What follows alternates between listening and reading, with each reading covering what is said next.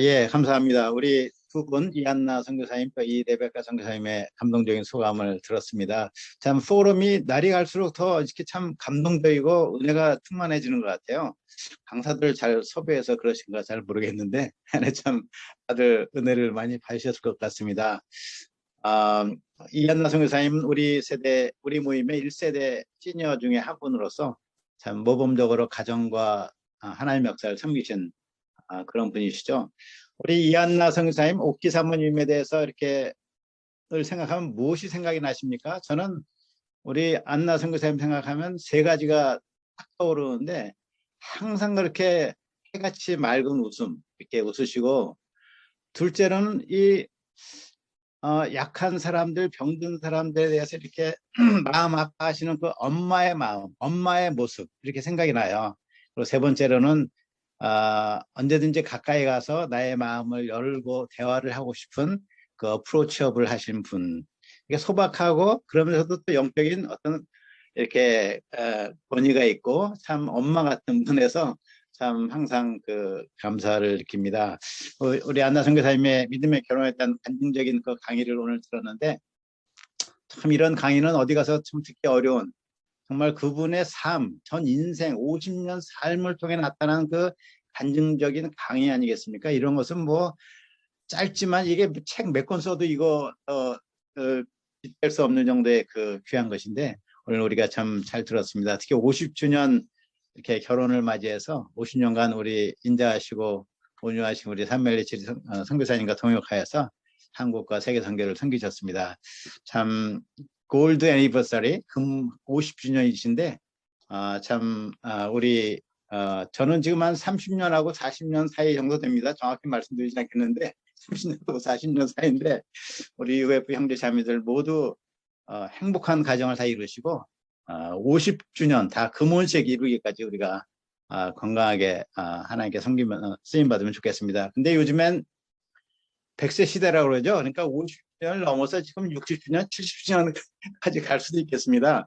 네, 장수 만세하시면서 하나님께 쓰임 받고 복을 누리는 우리 이백 부목자님들 되면 좋겠습니다. 네, 굉장히 깊이 있고 울림이 있는 그런 간증적 메시지 감사합니다. 우리 레베카 선교사님 너무나 감동을 많이 받고 참 눈물도 많이 나고 좀 은혜가 많이 되었습니다.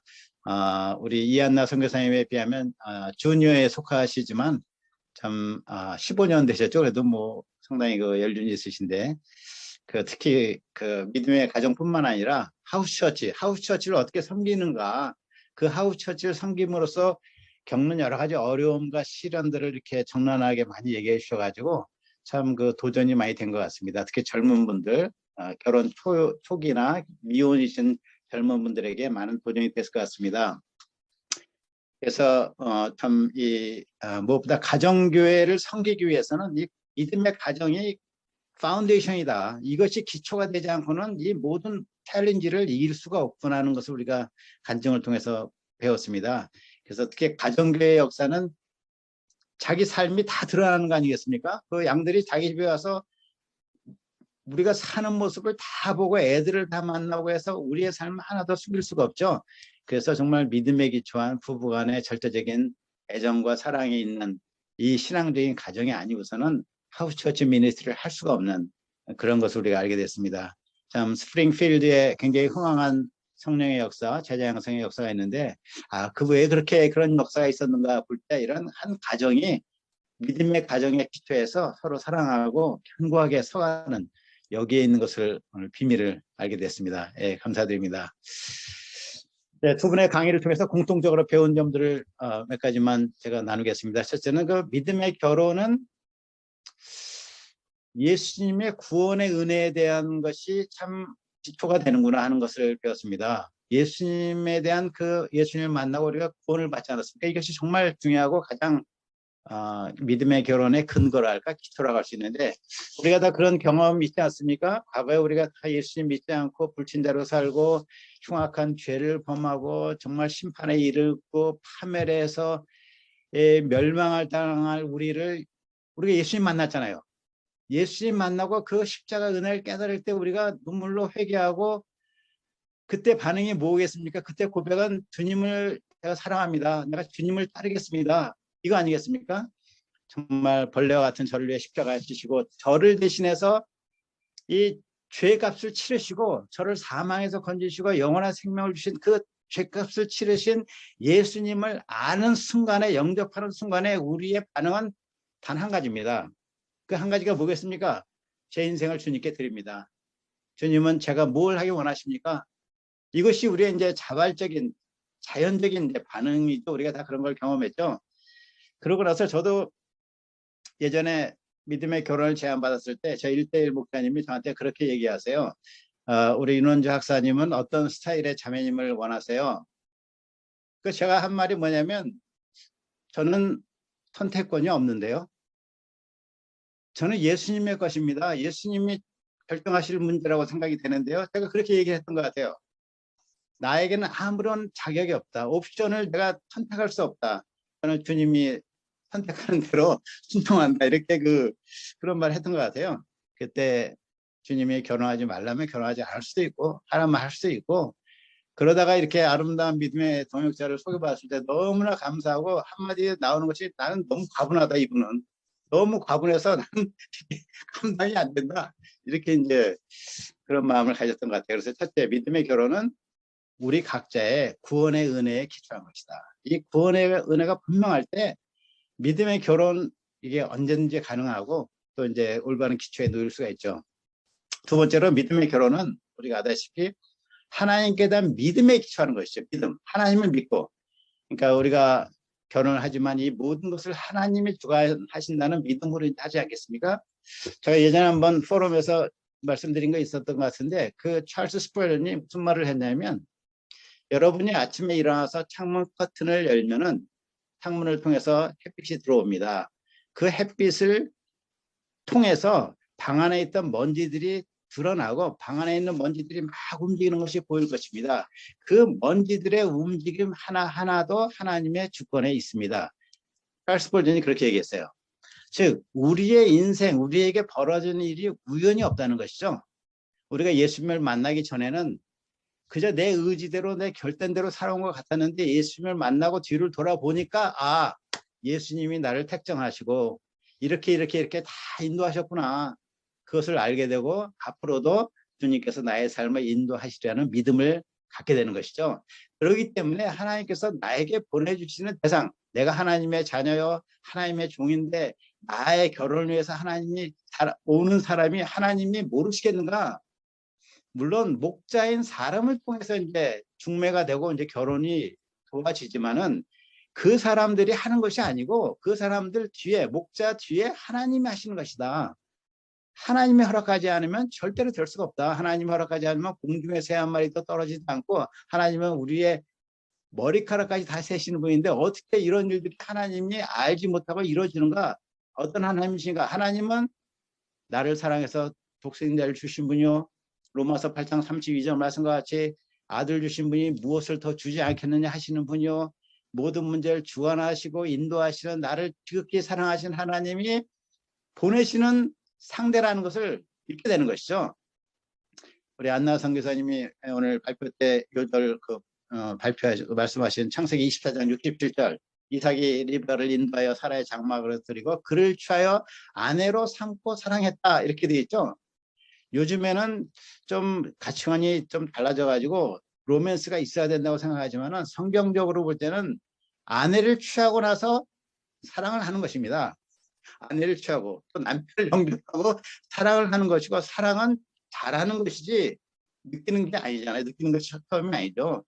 그래서 믿음의 기초에서 우리가 결혼하고 하나님을 사랑하기 때문에 또 동역자를 사랑하고 그 사랑은 함께 살아가면서 성장하는 그러한 그 경험을 우리가 볼 수가 있습니다.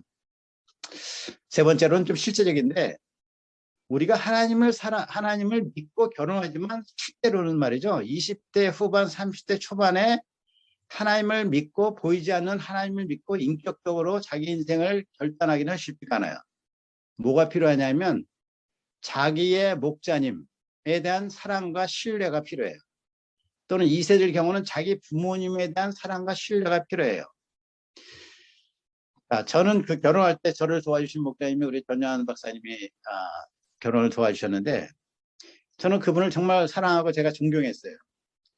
제가 인생을 그때 돌아볼 때 결혼 지혜를 받았을 때 제 인생을 돌아보니까 저는 제가 굉장히 똑똑하다고 생각하고 스마트하고 아주 클레버하다고 생각했는데 인생을 돌아보니까 실수를 너무 많이 했어. 시행착오도 엄청 많아요. 이렇게 실패도 많이 하고 죄에 빠진 그것이 나의 결정이었어요. 그런데 내가 앞으로 살아온 것보다 더 많은 날들을 살아가는데 나는 나를 믿을 수가 없는 거예요. 내가 어떻게 이런 올바른 결정을 하지? 그런데 전여한 박사님은 저의 인생 선배요. 저를 사랑하시는 목사님이요. 저를 객관적으로 잘 아시는 분이요. 제 미래에 대해서 관심을 갖고 저보다 잘 판단하실 분이다 하는 걸 저는 확신했어요.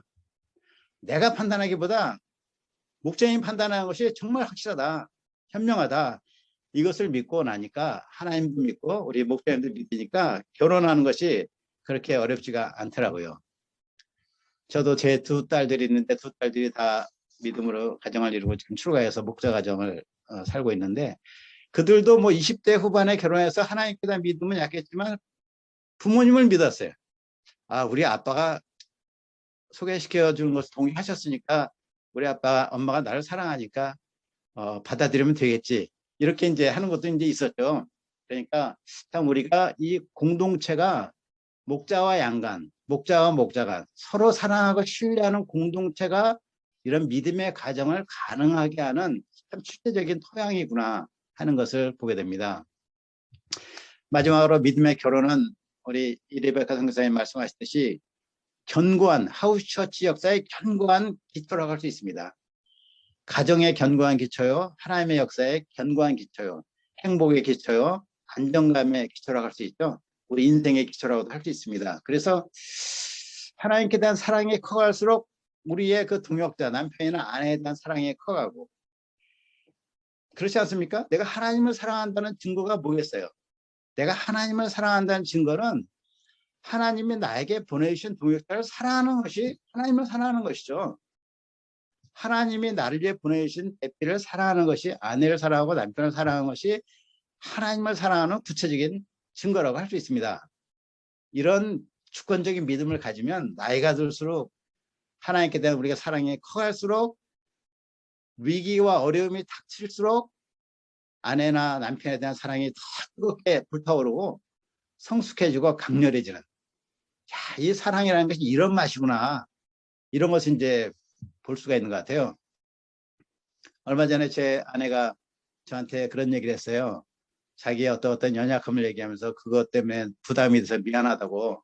또 이제 제가 부담돼서 제가 부담을 끼친 것도 있겠죠. 근데 저는 또 뭐라 그랬냐면 당신의 문제는 당신의 문제가 아니라 바로 나의 문제다.